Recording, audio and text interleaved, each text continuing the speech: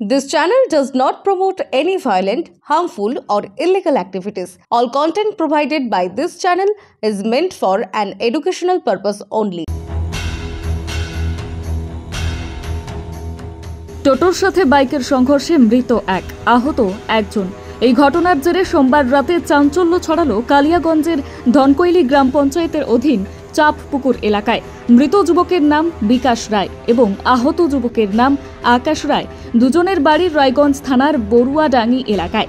জানা যায়, এদিন বাইক নিয়ে যাওয়ার পথে রাস্তায় টোটোর সাথে সংঘর্ষ হলে দুজনে রাস্তার ওপরে পড়ে যায়। স্থানীয়রা দুজনকে কালিয়াগঞ্জ স্টেট জেনারেল হাসপাতালে নিয়ে গেলে কর্মরত চিকিৎসক বিকাশ রায়কে মৃত বলে ঘোষণা করে এবং আকাশ রায়ের অবস্থা আশঙ্কাজনক থাকায় তাকে রায়গঞ্জ মেডিকেল কলেজ হাসপাতালে স্থানান্তর করা হয়। ঘটনার খবর পেয়ে ছুটে আসে কালিয়াগঞ্জ থানার পুলিশ ঘটনার তদন্তে নেমেছে। এ বিষয়ে স্থানীয় বাসিন্দা স্বপন বর্মন জানান, আমি টোটো নিয়ে দঙ্গল থেকে ডালিমের উদ্দেশ্যে গেছিলাম, ডালিমের দিকে। তো হঠাৎ দেখি অ্যাক্সিডেন্ট হয়ে দুজন পড়ে আছে। কোন জায়গাটা? ওটা হচ্ছে তোমার ডালিমের চাপপুকুরে। তো তারপর ওখান থেকে অনেক লোকজন আসে আমার টোটোতে ওঠায় দেয়। তো ওখান থেকে আমি তড়িঘড়ি ওই দাদাকে নিয়ে আসি এখানে হাসপাতালে। কজনকে নিয়ে আসছো? আমি একজনকে নিয়ে আসি, ওই যিনি মারা গেছে। যে মারা গেছে? হ্যাঁ। আরেকজন কিছু আহত?